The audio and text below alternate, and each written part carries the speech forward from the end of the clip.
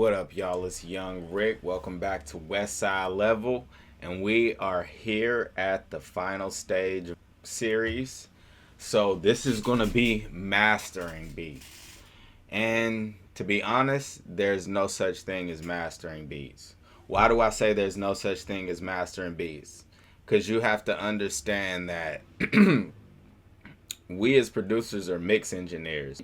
If you're making a beat and you're sending it to someone to lay vocals down to it, there's no point for you to act as a mastering engineer and try to bring it to level and get it to a very competitive loudness level. Why do I say that? It's because in order to do that, you're going to have to smash the dynamics and basically lock the dynamics in, and that's going to limit the artist who wants to record on the beat.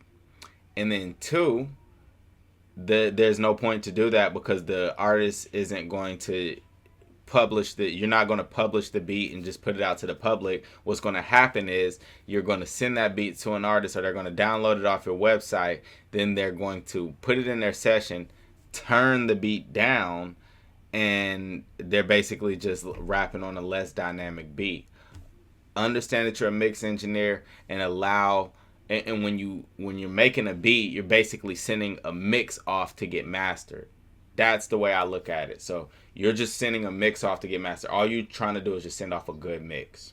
Now, with that being said, let's get into the first thing. So if we review our session, we went ahead and did processing on our mix bus. So what I'm going to do now is record that, or freeze that, so that we can cut off these plugins and just focus completely on mastering. So let's start off by doing that.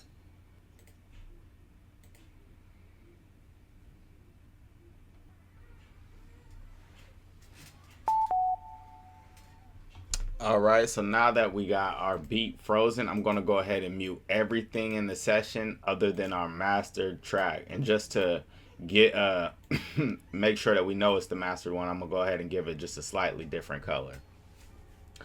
Now that we got the master track going, we can cut off these plugins, and then we can focus on our first part of processing, which is going to be the maximizer.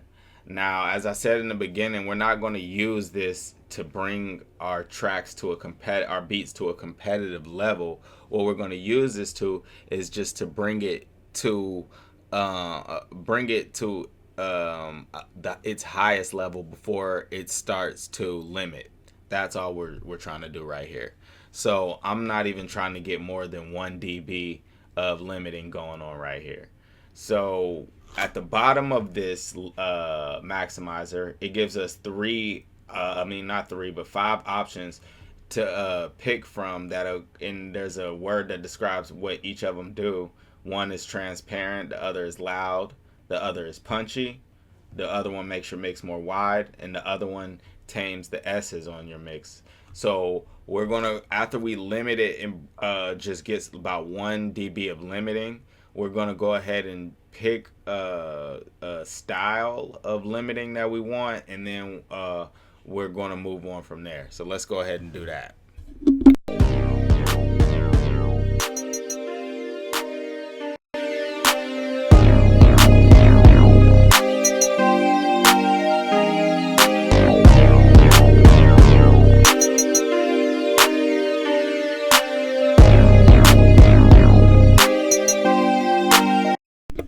Alright, perfect. So that was that was the first step. I just used our limiter gain knob right here, and then it brought it to level. Now I'm going to focus my attention on the bottom here and pick a style. So let's see if any of the styles sound better.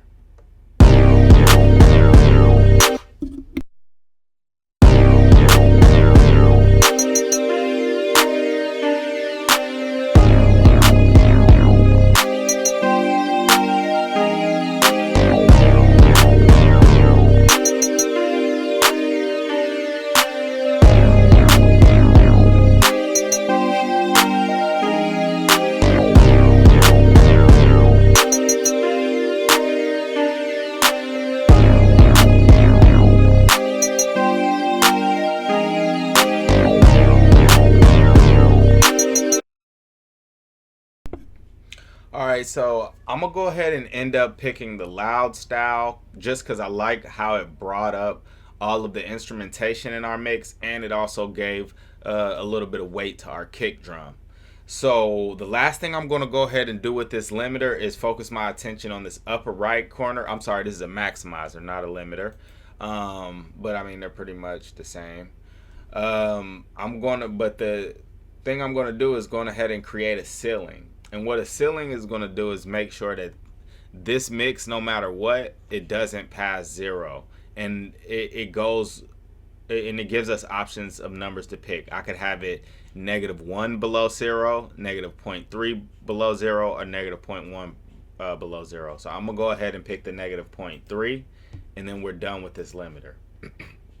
The next thing I want to go ahead and do with this session is we're going to go ahead and add the L2 limiter.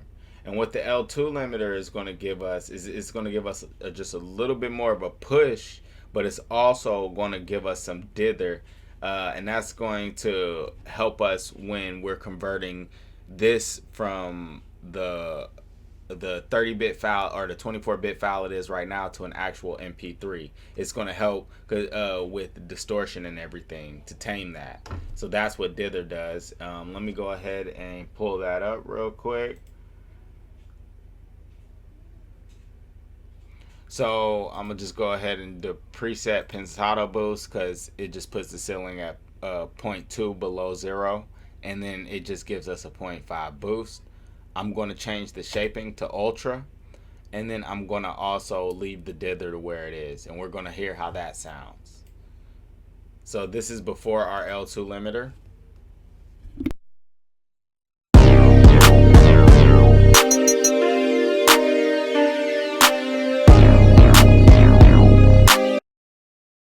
This is after our L2 limiter.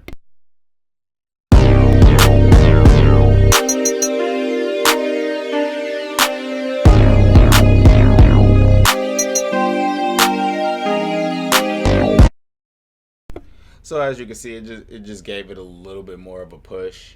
So now the last thing I want to go ahead and look at with this beat is it's not even going to be a plugin with any processing. I'm going to just pull up a metering plugin.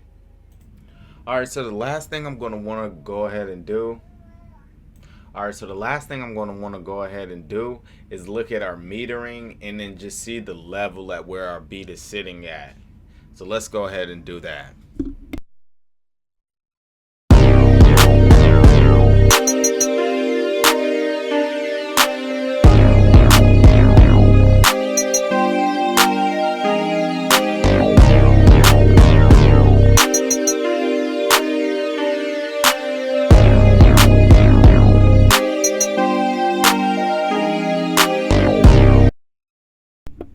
Alright, so we can see our beat is mixed and sitting at a level of -13 LUFS, which is pretty much the standard for to be sent out. This is going to sound good on streaming platforms like YouTube, SoundCloud. This is going to sound good when the artist puts it in the studio. It's going to be nice and dynamic. There's no YouTube, SoundCloud. And that's the mix for today. I'm sorry, not the mix. That's the tutorial for today. How to master beats. Man, thank y'all for sticking with me. Congratulations if you made it this far, and this is the graduation. Congratulations, homie, you made it. Y'all niggas be smooth. It's Westside level. Let's do this for the West Coast. I'm gone.